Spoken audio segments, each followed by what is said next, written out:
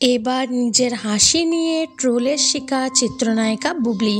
বুবলিকে খুব একটা অট্টহাসিতে দেখা যায় না, বেশিরভাগ সময়ই মুখ বন্ধ করে এবং স্নিগ্ধ হাসিতে দেখা যায় তাকে।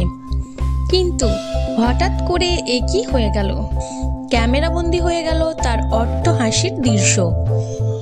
এমন হাসি হাসলেন তাকে নিয়ে দর্শক ট্রোল না করে আর পারলেন না।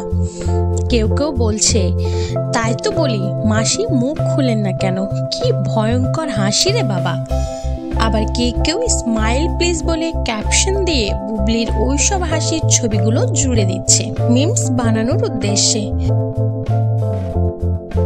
মূলত সম্প্রতি একটি ব্রাইডাল লুকে ফটোশুট করেছেন অভিনেত্রী শবনম ইয়াসমিন বুবলি।